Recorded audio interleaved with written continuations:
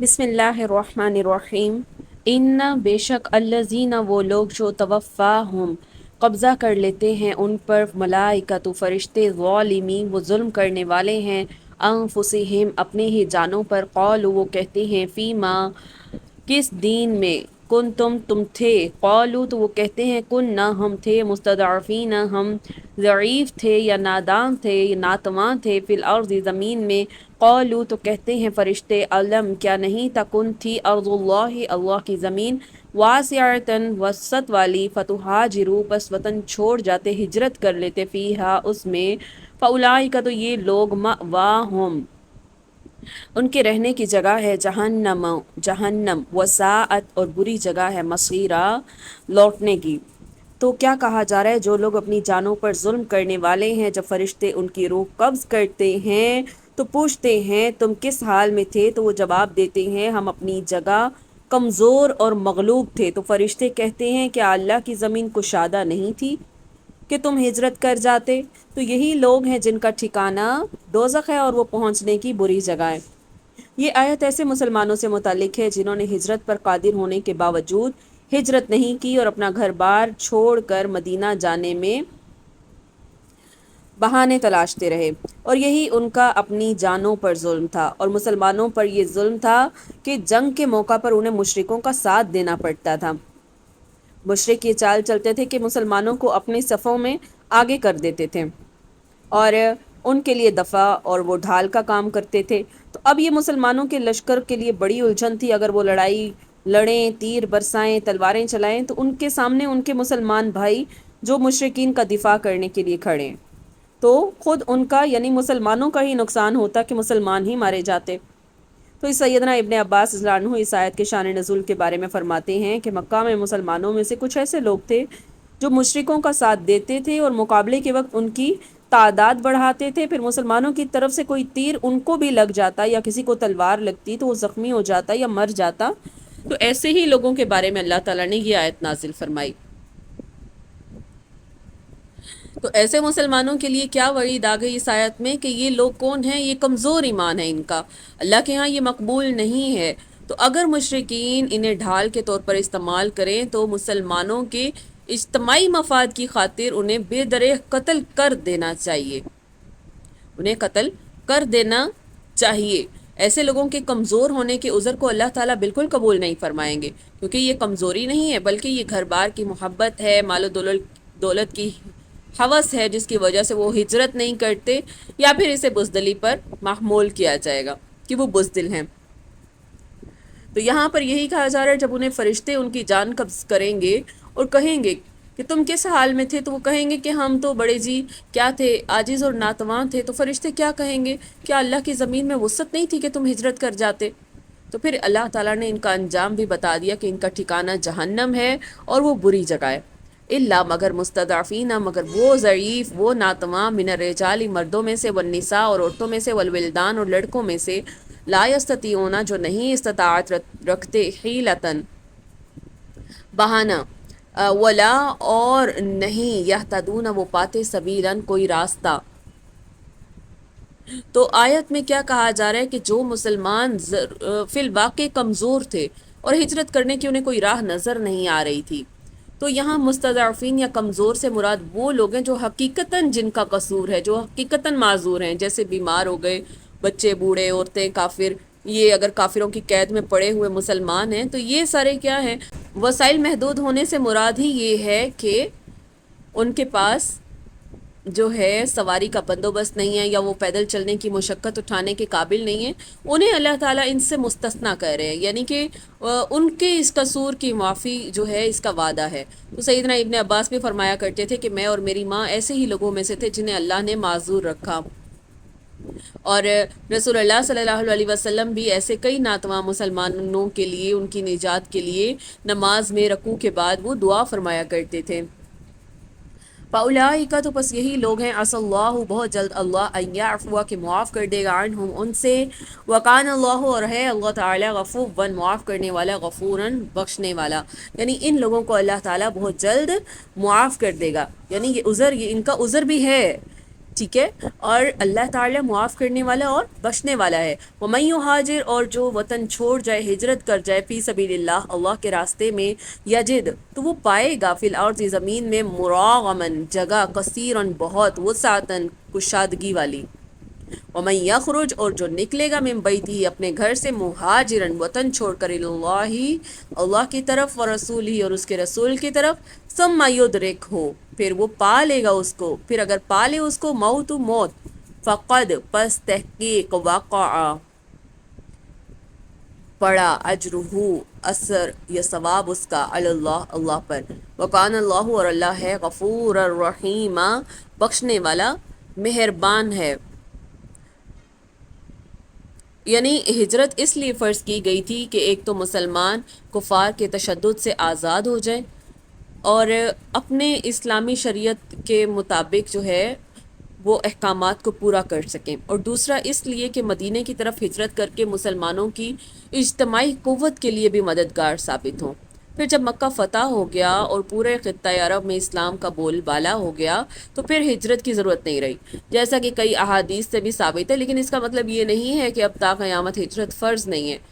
بلکہ جب بھی دوبارہ ایسا موقع پیدا ہو جائے کہ کسی علاقے میں مسلمانوں کو اپنے شریعت اسلام کے مطابق زندگی گزارنا مشکل ہو رہا ہو تو مسلمانوں کو کوئی ایسا خطہ تلاش کر لینا چاہیے جہاں انہیں آزادی سے دین اسلام کی شریعت پر جو ہے عمل کرنے کی سہولت میسر ہو، اور اپنے میں سے کوئی امیر منتخب کر کے اس طرف ہجرت کرنا اور اپنی اجتماعی قوت کو مرکوز رکھنا اور پھر جہاد کرنا سب کچھ فرض ہو جائے گا۔ تو ان آیت سے یہ بھی معلوم ہو جاتا ہے کہ مسلمان اگر دارالکفر میں رہ رہے ہیں تو جواز صرف دو صورتیں ہو سکتی ہیں، ایک یہ کہ کوئی شخص اس خطے میں اسلام کو غالب کرنے اور نظام کفر کو نظام اسلام میں تبدیل کرنے کی جدوجہد میں لگا رہے، جیسا کہ انبیاء علیہ السلام اور ان کی ابتدائی پیروکار کرتے رہے، اور دوسرا یہ کہ فی الواقع وہاں سے نکلنے کی کوئی راہ نہ پاتا اور بیزاری اور نفرت سے مجبوراً وہاں رہ رہا ہو، تو وہاں رہنے کی یہ دو صورتیں ہیں، ٹھیک ہے، کہ اگر ان میں کوئی جو ہے ایسا رہبر ہے جو دین اسلام پھیلا رہا ہے اور اسے لگتا ہے کہ یہ خطہ جو ہے یہ دین پر آ جائے گا، ایک یہ صورت ہے کہ وہ وہاں رہ سکتا ہے، دوسرا یہ صورت ہے کہ اس پر ظلم بھی ہو رہے ہیں لیکن وہ بیزاری اور نفرت کی وجہ سے وہاں مجبوراً رہ رہا ہے، جہاں پر اسے اسلام کی شریعت کے مطابق جو ہے زندگی گزارنے کا موقع بھی نہیں مل رہا۔ تو یہ دو وجوہات ہو سکتی ہیں، اگر ایسی کوئی صورت پیش آتی ہے تو اسے چاہیے کہ وہ وہاں سے ہجرت کر جائے، یعنی اگر اس پر ظلم و زیادتی ہے اس صورت میں وہ ہجرت کر جائے، لیکن اگر وہاں ظلم و زیادتی نہیں ہے بلکہ آرام سے یہ اپنے دین کے مطابق زندگی گزار سکتا ہے، دین کی تعلیمات پر عمل کر سکتا ہے، تو پھر وہاں سے ہجرت کرنا بھی ضروری نہیں ہے۔ وَإِذَا، اور جب ضرب تم چلو تم فی الارض زمین میں، فلیسا تو نہیں ہے، علیکم تمہارے اوپر، جناح کوئی بھی گناہ، ان تقصروا یہ کہ قصر کرو تم، من الصلاۃ نماز میں،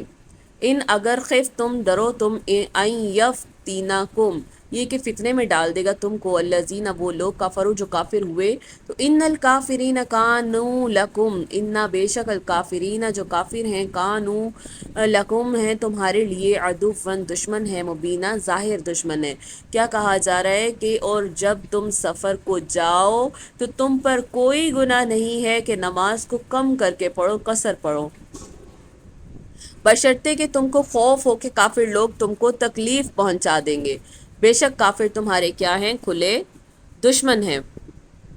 اس آیت میں اگرچہ سفر کے ساتھ دشمن کا اندیشہ بھی ذکر کیا گیا ہے، لیکن سنت رسول صلی اللہ علیہ وسلم سے ثابت ہے کہ ہر طرح کے سفر میں نماز قصر کی جا سکتی ہے، اور یہ بھی ضروری نہیں ہے کہ یہ سفر اللہ کے راستے میں ہو، بلکہ ہر سفر میں قصر کی جا سکتی ہے۔ پھر سوال یہ پیدا ہوتا ہے کہ کتنے فاصلے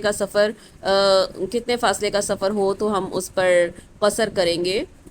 تو اس کے متعلق بھی ہمیں احادیث سے معلوم ہو جاتا ہے کہ حضرت عمر رضی اللہ عنہ نے اپنے دور خلافت میں ایک عورت کے سفر پر محمول کرتے ہوئے اس دور کے 9 میل کی مسافت کے سفر جو ہے وہ قرار دیا، جو آج کل اگر ناپا جائے تو 25 کلومیٹر بنتا ہے، یعنی ایک کمزور انسان پیدل ایک دن میں 25 کلومیٹر جانے کا اور اتنا ہی آنے کا کل 50 کلومیٹر مسافت طے نہیں کر سکتا، تو اس لیے اتنی مسافت پر یہ سفر کا اطلاق ہوگا۔ تو تو سفر میں اگر قصر نہ بھی کی جائے تو کوئی مذائقہ نہیں ہے، ہاں قصر کرنا ہی افضل ہے، ٹھیک ہے۔ وَإِذَا اور جب کنتا ہوئے تم فیہم ان میں فَأَقَمْتَ تو قائم کرے لہم ان کے لیے صلاۃ نماز، فَلْتَقُمْ پس چاہیے کہ وہ ٹھہرے طائفۃ ایک جماعت منہم ان میں سے معک تمہارے ساتھ، وَلْيَأْخُذُوا اور چاہیے کہ لے لیں اسلحتہم تمہارے اسلحے، فَإِذَا پھر جب سجدوا سجدہ کرو، فَلْيَكُونُوا تو ہو جائے من ورائکم تمہارے پیچھے، وَلْتَأْتِ اور چاہیے کہ آ جائے طائفۃ ایک جماعت اخری دوسری، لم یصلوا جنہوں نے نماز نہیں پڑھی، فلیصلوا تو وہ نماز پڑھ لیں معک آپ کے ساتھ، ولیأخذوا اور چاہیے کہ لے لیں حذرکم اپنے بچاؤ کے لیے، واسلحتہم اور اپنے ہتھیار لے لیں، ود الذین اور جو دوست رکھتے ہیں ان لوگوں کو جو کفروا کافر ہیں، لو اگر تغفلون غافل ہو تم عن اسلحتکم اپنے اسلحے سے، وامتعتکم اور اپنے اسباب سے، فیمیلون تو پس یہ جھک جائیں گے یا حملہ کر دیں گے، علیکم تمہارے اوپر، میلۃ واحدہ ایک ہی بار یعنی اچانک سے، ولا جناح اور نہیں ہے گناہ، علیکم تمہارے اوپر، ان کان بکم اذن اگر ہو تم تکلیف میں، من مطر بارش سے، او کن تم یا ہو تم مرضى بیمار ہو، ان تضعوا کہ تم رکھ دو اسلحتکم اپنے اسلحوں کو، وَخُذُوا اور کر لو حذرکم اپنا بچاؤ، ان اللہ بے شک اللہ اعد اس نے تیار کر رکھا ہے، للکافرین کافروں کے لیے، عذابا مہینا رسوا کرنے والا عذاب۔ تو اس میں صلاۃ الخوف کا ذکر ہے کہ جب تم ان میں ہو اور ان کے لیے نماز کھڑی ہو جائے تو چاہیے کہ ان کی ایک جماعت تمہارے ساتھ اپنے ہتھیار لیے کھڑی ہو، اور جب یہ سجدہ کر چکیں تو یہ ہٹ کر تمہارے پیچھے آ جائیں، اور دوسری جماعت جس نے نماز نہیں پڑھی وہ آ جائے اور تیرے ساتھ نماز ادا کرے اور اپنے بچاؤ اور اپنے ہتھیار لے کر رہے۔ تو کافر چاہتے ہیں کہ کسی طرح تم اپنے ہتھیاروں اور سامان سے بے خبر ہو جاؤ، تو وہ تم پر اچانک جو ہے وہ دھاوا بول دیں، حملہ کر دیں۔ ہاں اگر اپنے ہتھیار اتار رکھنے میں اس وقت تم پر کوئی گناہ نہیں ہے کہ جب تم تکلیف میں ہو یا بارش کے سبب ان کو اٹھا نہیں سکتے یا بیمار ہو جاتے ہو تو اپنے بچاؤ کے لیے ان کو ساتھ ضرور رکھو، بے شک اللہ تعالیٰ کیا ہے، منکروں کے لیے ذلت کی مار اللہ تعالیٰ نے تیار کر رکھی ہے۔ تو اس آیت میں نماز خوف کا طریقہ بتایا گیا ہے، تو نماز خوف کی کئی صورتیں ممکن ہیں۔ وہ اس طرح کے مقتدی جس نے ایک رکعت امام کے ساتھ ادا کی ہے، تو آیا وہ دوسری رکعت خود موقع ملنے پر ادا کرے گا یا نہیں، یا اگر کرے گا تو کیسے ادا کرے گا، اور نماز مغرب میں جس کی قصر بھی 3 رکعت ہے تو اس کی کیا صورت ہوگی، اور غالباً یہ طریقہ صرف اس ہنگامی حالت کے لیے ہے جبکہ جنگ تیار ہو، لیکن اگر وہ میدان گرم ہونے کی صورت میں جماعت کا موقع ہی نہیں مل رہا، نماز کی جماعت کرانے کا موقع ہی نہیں مل رہا، جیسا کہ جنگ خندق میں رسول اللہ صلی اللہ علیہ وسلم سمیت اکثر مسلمانوں کی نماز عصر قضا ہو گئی تھی، تو رسول اللہ صلی اللہ علیہ وسلم نے اور مجاہدین نے سورج غروب ہونے کے بعد قضا کے طور پر ادا کی تھی، عصر ادا کی تھی، پھر اس کے بعد مغرب ادا کی تھی۔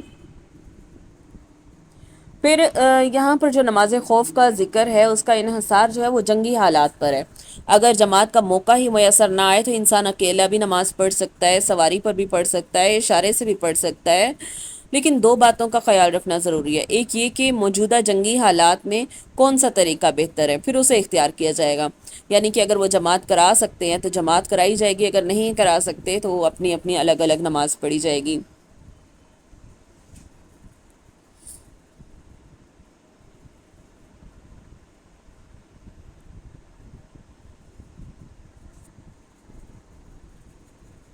اگلی آیت دیکھیے، فَإِذَا پھر جب قضیتم تم پوری کر چکو،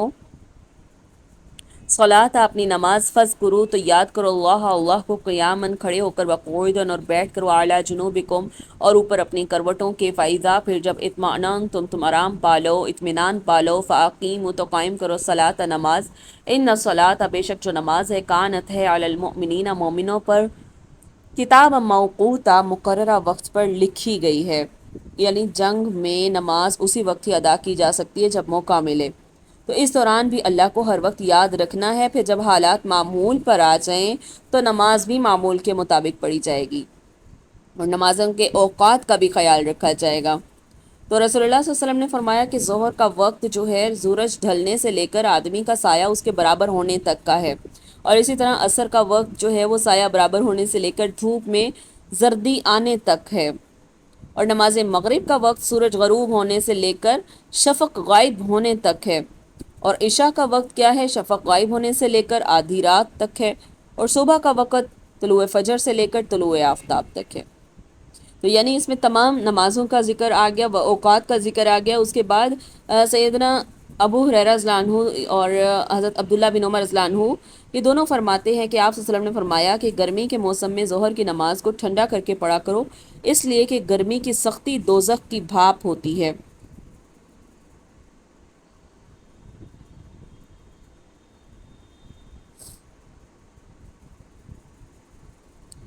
آگے دیکھیے، ولا تہنوا، اور نہ سستی کرو، فی ابتغاء، ڈھونڈنے میں، تلاش کرنے میں، القوم، قوم کے، یعنی کفار کا پیچھا کرنے میں یا ان کو ڈھونڈنے میں سستی نہ کرو۔ ان اگر تکون ہو تم، تعلمون تم درد کھینچتے ہو یا تم بے آرام ہوتے ہو، یہ تعلمون نہیں ہے، تعلمون حمزہ ہے، تم اگر بے آرام ہوتے ہو، فإنہم پس بے شک وہ، یعلمون وہ بھی بے آرام ہوتے ہیں، کما تعلمون جیسے تم بے آرام ہوتے ہو، وترجون اور تم امید رکھتے ہو، من اللہ اللہ سے، ما لا یرجون جو کہ وہ امید نہیں رکھتے، وکان اللہ اور ہے اللہ تعالیٰ، علیمن جاننے والا، حکیمن حکمت والا۔ یعنی جنگ میں جیسے تمہیں جانی نقصان یا دکھ پہنچتا ہے اور ویسے دشمن قوم کو بھی پہنچتا ہے، پھر جب وہ باطل پر ہو کر بھی سب کچھ برداشت کرتے ہیں تو پھر تم حق پر ہو کر کیوں برداشت نہیں کر سکتے؟